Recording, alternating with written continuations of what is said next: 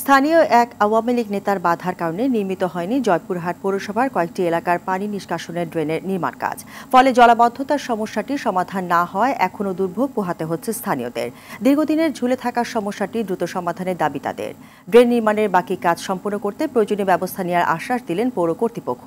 জয়পুরহাট থেকে রাশিদুজ্জামানের পাঠানো প্রতিবেদন জানাচ্ছেন রেজওয়ান শরীফ। দেশের উত্তরাঞ্চলের ভারতীয় সীমান্তবর্তী জয়পুরহাট একটি ঐতিহ্যবাহী জেলা শহর।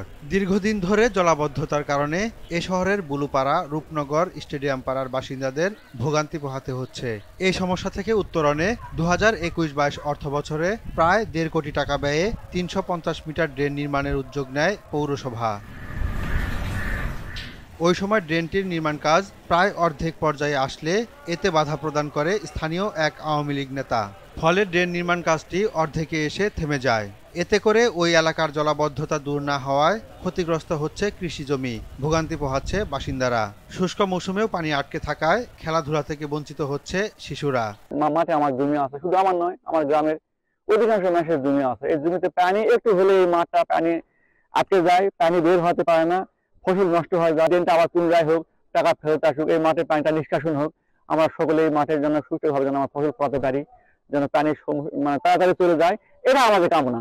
রূপনগরের এইখান দিয়ে অত এলাকার পানি এইখান দিয়ে লালা দিয়ে পানি যায় বিআরডিসি মোড়ের ওই দিক দিয়ে পানি বার হয়। মসজিদের ওখান থেকে লালা হয়ে চলে আসে, এখন এখানে আসে বন্ধ হয়ে গেছে। এদিককার পানি যাওয়ার জন্য ড্রেনটা করা হয়েছিল, এই ড্রেনটা হতে হতে ড্রেনটা বন্ধ হয়ে গেল। কি কারণে বন্ধ হয়ে গেল আমরা জানি না। ড্রেন না হলে পরে আমরা এদিকে জলে বন্যায় ডুবে যাই, যার জন্য আমরা সবাই মিলে ড্রেনটা হলে পরে আমাদের উপকার হয়। আমাদের এই মাঠের জন্য মানে হলো পানিগুলো থাকে যায় আর আমাদের ধানগুলো পচে যায়। এই জমিটাতে আমরা আগে খেলতাম, তো এখানে বৃষ্টির কারণে, বন্যার কারণে এখানে অনেক পানি জমে গেছে। এখানে আমাদের খেলাও হয় না, ফসলও নষ্ট হয়ে যায়। স্থানীয় সরকার মন্ত্রণালয়ের নগর অবকাঠামো উন্নয়ন প্রকল্পের এই কাজটি বাধার কারণে থমকে যায়। এতে বরাদ্দকৃত টাকার অর্ধেক ফেরত চলে যায় বলে জানান পৌরসভার প্রকৌশলী। বিভিন্ন রাজনৈতিক কারণে বাধার সম্মুখীন হয়, তা সম্পন্ন করা সম্ভব হয় নাই। উক্ত ড্রেনটি নির্মাণকালীন সময়ের কিছু টাকা বাধাপ্রাপ্ত হয়, তা ফেরত প্রদান করা হয় সংশ্লিষ্ট প্রকল্পে। আমরা চলতি বছর উক্ত ড্রেনটি আবার নতুন করে নির্মাণের উদ্যোগ নিয়েছি এবং বিভিন্ন প্রকল্পের সাথে আলোচনা চলছে।